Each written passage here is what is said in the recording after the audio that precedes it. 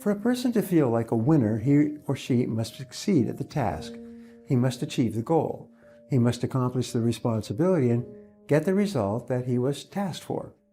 Not only is it the job of the manager to be consistently motivating employees, but doing so by helping each person to have success experiences.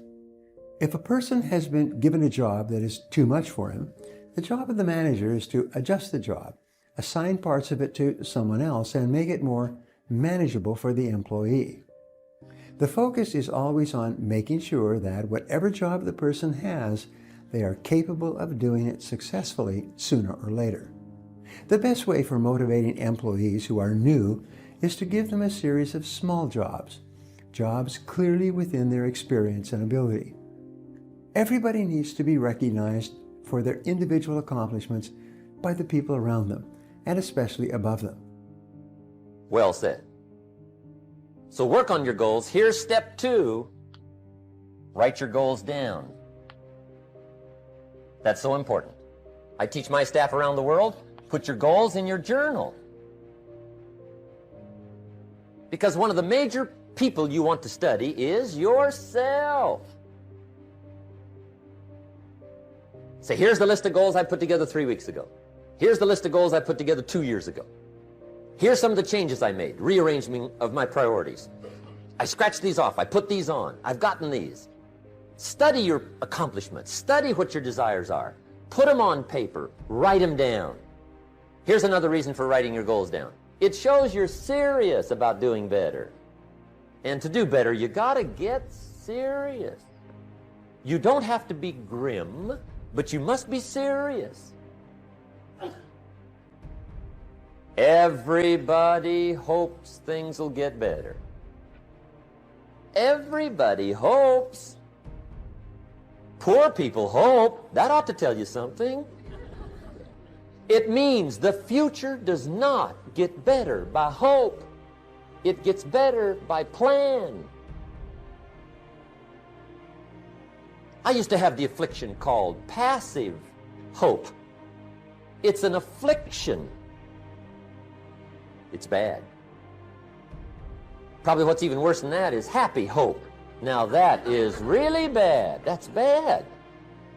Happy hope. The guy's 50 and he's broke and he's still smiling. See, that's not good. On the other hand, you can have all the intelligence, talent, and ability in the world, but if people do not trust you, you will never get ahead. People will not hire you, and if they do, they will de-hire you as soon as possible. Financial institutions will not lend you money. Because birds of a feather flock together, the only associates, never friends, you will ever have will be other people of questionable character. Furthermore, since the people you associate with have a major effect on your attitude and personality, you make or break your entire life with the quality of your character or the lack thereof. Aristotle wrote, "All advancement in society begins with the development of the character of the young." This means that advancement in your life begins with the learning and practice of values. You learn values in one or all of 3 ways: instruction, study, and practice. Let's look at each of these more closely. Teach your children values. One of the chief roles of parenting is to teach children values.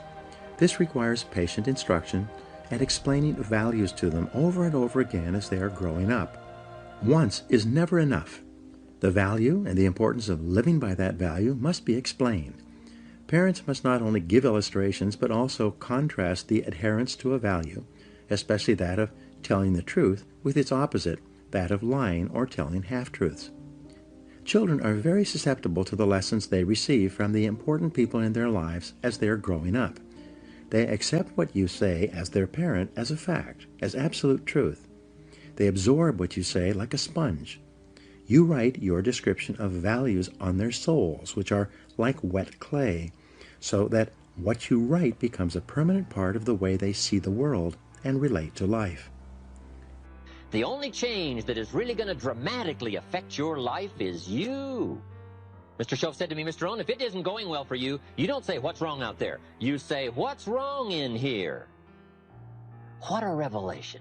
But once you find out it's you, that's something you can go to work on this very day. You can start to make a new stretch today.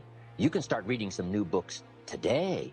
You can sign up for some new classes today. You can start engaging in constructive thinking today. You can make some life-changing decisions today. See, you don't ever have to be the same again after this evening, only by choice. And then I started asking a question which changed my life. And the question is, why is it that some people are more successful than others? Why is this? I looked around me and I saw people, now I was 23, 24, people younger than me doing better than me. And they weren't any smarter than me. And some of them were dumber. One of the things I say is that nothing will make you madder than to see somebody who's dumber than you, who's doing better than you. And you say, how can this idiot be doing so well?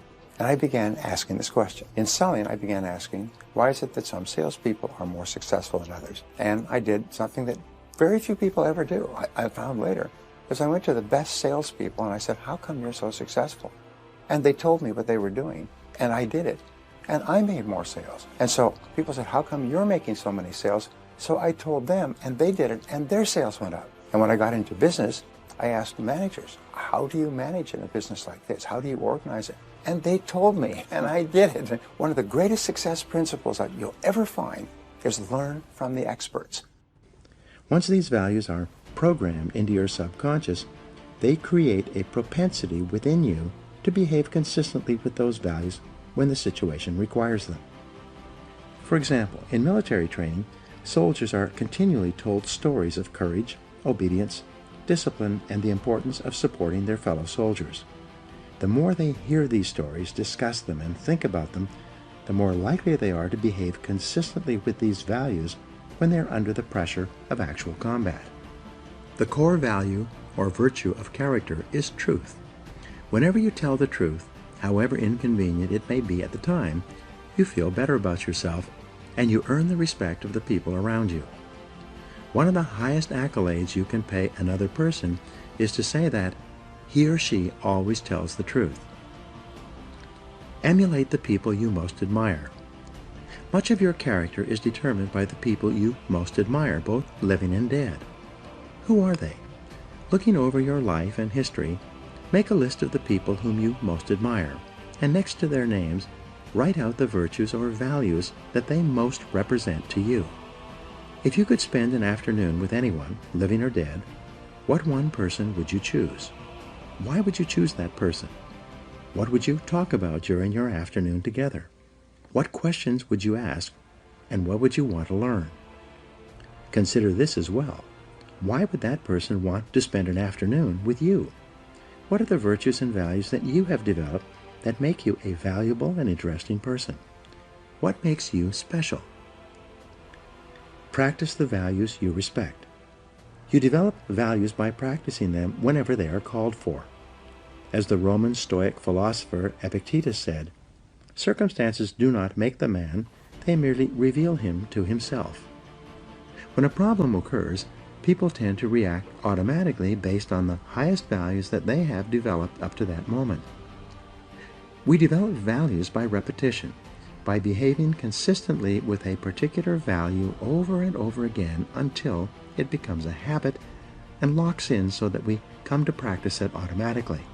Men and women with highly developed characters behave in a manner consistent with their highest values, and they do so without thought or hesitation. There's no question in their minds about whether or not they are doing the right thing. The psychology of character involves the three parts of your personality: your self-ideal, your self-image, and your self-esteem. Your self-ideal is that part of your mind composed of your values, virtues, ideals, goals, aspirations, and your idea of the very best person that you could possibly be. In other words, your self-ideal is composed of those values that you most admire in others and most aspire to possess in yourself. The most important part of your self-ideal is summarized in the word clarity. Superior people are those who are absolutely clear about who they are and what they believe.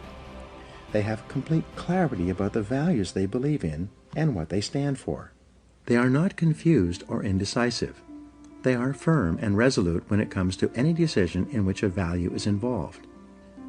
On the other hand, weak and irresolute people are fuzzy and unclear about their values. They have only a vague notion of what is right or wrong in any situation. As a result, they take the path of least resistance and act expediently. They do whatever seems to be the fastest and easiest thing to get what they want in the short term, giving little or no consideration or concern about the consequences of their acts.